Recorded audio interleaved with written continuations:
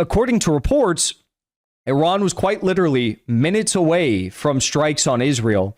But the Pakistanis said, hey, don't do it. The U.S. is going to rein Israel in. We went from immediate Lebanon ceasefire or we'll strike back to we need to have a ceasefire or we won't go to Pakistan to ceasefire or we won't talk directly with the U.S. to if you don't bomb Beirut, we'll negotiate directly to Lebanon ceasefire in a few days is maybe acceptable if you do it, right? It's a slippery slope. It's not a good look. Israel's bombing southern Lebanon again with white phosphorus munitions for the second time today. We are now on day 4, at the end of day 4 of the supposed ceasefire, I guess, right? It is day 4. And apparently a ceasefire means that Israel can bomb Beirut, they can bomb Al-Dahia, they can threaten to invade and occupy and besiege the city of Bint Jebel in the south of Lebanon. And they can also drop white phosphorus munitions all across Lebanese territory. Take a listen to the insanity of this all being broken down by Tucker Carlson. I do have to add before he adds some commentary here that, I've been to Lebanon once. I spent a little bit of time there during the funeral of Sayed in Beirut and Al-Dahia. I also went to the south. I went to the tip of the border, which is currently being occupied by the IDF. And we were standing directly across IDF troops on the other side of the hill, and they had a tank pointed at us. And I will confidently say that Lebanon, the food, the country, the terrain itself, the sea, the mountains, the hills, the people, by far and away, one of the most beautiful places in every single aspect I've ever seen in my entire life. And it is just such a travesty to see what is going on here. For any people, for any country, for any civilization, right? But for Lebanon in particular, I mean, it's just like that much more upsetting. Obviously, a very historical, religious land as well. Jesus performed his first miracle in the territory that is now Lebanon. Israel, of course, in 2024, bombed the mausoleum, what some believe is the mausoleum of the Apostle St. Peter in the south of Lebanon.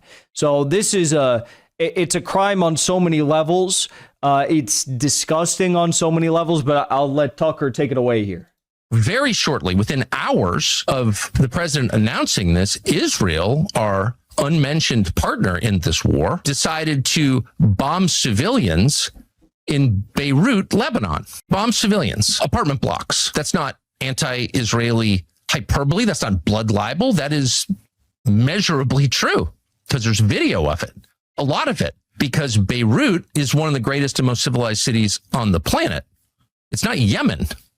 Lots of people have been to Beirut. Hey, Tucker, why is he always got to throw shade at something or someone? Like one time he was praising Lebanon and then he said like something about like Shia. I'm like, bro, it's mostly Shia. What are you talking about? Why is he always got to throw shade? It's not Yemen. Bro, you never been to Yemen. You never been to Yemen.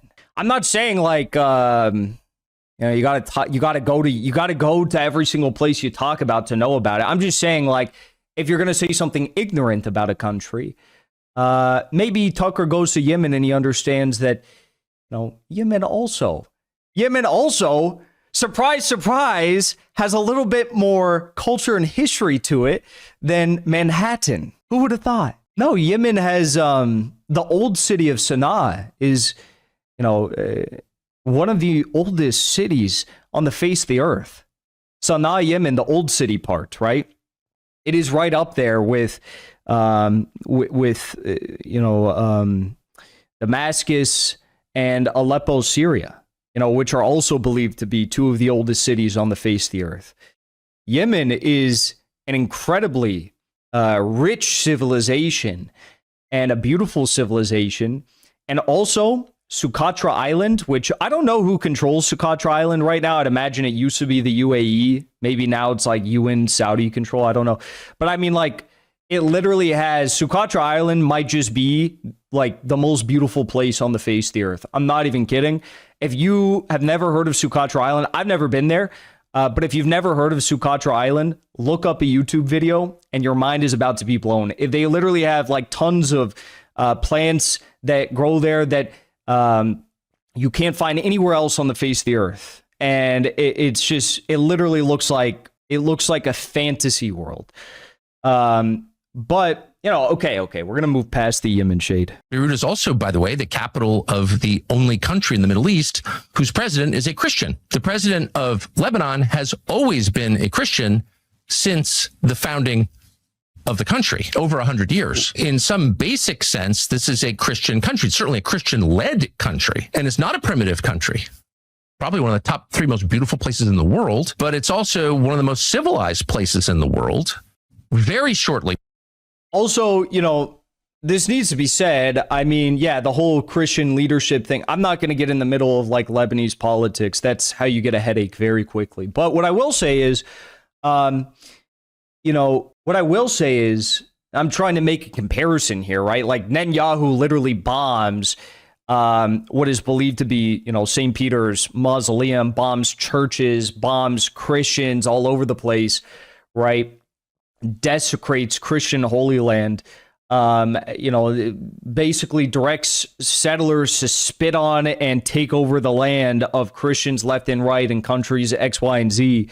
But what I will say is, you listen to the speeches of the martyr Syed, you know who I'm talking about. I don't really want to say the names of people that could get me in trouble on YouTube, but you know who I'm talking about, Lebanon's martyr Syed, and listen to his speeches about Christianity. I mean, frankly, I don't think you could find many American politicians that could speak so eloquently, profoundly, or intelligently as Syed spoke about Christianity as he did. So what does that tell you? You know, and these are people who protect Christian sites in Lebanon, who defend them, who put their lives on the line to defend Christian towns, Christian holy sites, Christian churches, and so on. So I think that's worth noting here. Now, what I wanted to talk about with this story is, and I'm taking longer than I probably need to get to the point, but I was distracted by some of that, was, you know, in the first hours of the so-called ceasefire, where Lebanon was getting bombed in, Beirut was getting bombed in, IRGC commander went out and gave a public speech in Tehran, and he said, "We are preparing a heavy response to the barbaric crimes of the regime on Lebanon." And in Iran, in Tehran, there were chants of "Rootless Israel, Lebanon will not be left alone." So, you know, there are all these statements from the Iranians saying our fingers on the trigger, we'll respond, we're preparing the response right now, it's going to be a deafening blow and whatnot. The Iranian member of parliament, I think was quite clear when he said, Dr. Amir Hossein Sabati, who is the campaign advisor, chairman of the Saad Jalili campaign for president in the last Iranian elections, he said, as predicted, the enemy immediately violated the ceasefire, and Ghalibaf correctly stated that with the violation of the ceasefire, further negotiation is no longer logical. But merely declaring a position is not enough. Israel and the U.S. bases must again come under action, and they show that Iran's response is balanced. Okay, so that didn't happen. There was no Iranian response, and the reason for that, according to the Iranians and even the Pakistanis, is that Iran was on the verge of responding to the Israeli ceasefire violation, but Pakistan intervened and conveyed messages regarding U.S. control over Israel. That was from Iran's deputy foreign minister. In fact, according to reports, Iran was quite literally minutes away from strikes on Israel. But the Pakistanis said, hey, don't do it. The U.S. is going to rein Israel in. Did they do that? No, because for like the next 2 days or whatever, we saw Israeli strikes on Beirut, on suburbs and residential areas in Lebanon, and it continued unabated. In fact, so there's minutes away from striking them. In fact, we didn't see this until about later in the day on, I think it was like nighttime, April 9th into the 10th, Israel had ordered an evacuation for the entirety of southern Beirut. Okay, that was on day 2 of the ceasefire. The entirety of southern Beirut, there was an evacuation notice that was issued, and they actually ended up, as far as I remember, not following through on the threat to strike all of southern Beirut. Okay, so Israel has continued the hefty targeting of southern Lebanon. They bombed the Qasimiya Bridge, which was the last bridge that connected the south of Lebanon with the rest of Lebanon over the Litani River. And the plan for Israel, they've been quite clear about this, is to occupy all of the south, which they've tried to do in the past, but have failed every single time, no matter how long it took. So the IDF announced 2 days ago that they were surrounding the city of Bin Jebel in Lebanon and aimed to launch an offensive to occupy it. Since they made that announcement and threat, there has been heavy fighting ongoing in Bin Jebel, and there have been many Israeli casualties in terms of military hardware and personnel in the process of them taking Bin Jebel. This Lebanese Sunni Muslim man, in an interview with, is this Al-Manar, I forget which news outlet this is, he said, "We are asking Iran not to abandon us. We, Lebanese, have no one, and our prime minister is asleep," because the prime minister / the president of Lebanon are saying that they want to negotiate directly with the Israelis, and that Iran doesn't negotiate for them. They want to negotiate directly with the Israelis. But if they do that, there's guaranteed going to be more bombing, at least of the south of Lebanon. So I don't really know what, the Iranians were the only ones that stopped the bombing on Beirut. The Iranians are the only ones that are pressuring for the bombings to stop on the south of Lebanon and for a return to, what is it, the 1703 declaration, where Israel has to completely remove from their occupied territories, which they held even before the start of the Iran war, obviously. So here are some photos and videos of the destruction. This was April 9th, some of the destruction that Israel had wrought onto Lebanese society. Huge airstrikes all over the place. But after we saw the backtracking of the threat to bomb Beirut, there were no more strikes on Beirut. We did see lots of strikes in the south of Lebanon. However, this was the end of the day 2 of the ceasefire. On the 3rd day of the ceasefire, we got these videos. This is from the south of Lebanon. I've been there. It literally does look like Gaza. It does look like this. There's literally nothing left standing. It is a horrifying, tragic sight. Yesterday, we also saw an Israeli strike targeted the Lebanese health authorities' ambulances teams in the Deir Kanoun junction in southern Lebanon. It's so bad in the south of Lebanon that the medical teams, the ambulances, they had to remove the medical emblem from the top of their vehicles because Israel was purposefully targeting ambulances and, medical teams and Red Crescent teams in the south of Lebanon. So, a good portion of the medical teams actually removed, their emblems from their vehicles because Israel was purposefully bombing them for, years on end. So this was yesterday, day 3 as well. We saw tons of strikes in the south. Day 3, Hezbollah carried out 35 attacks against Israel yesterday. We also saw a bunch of attacks today.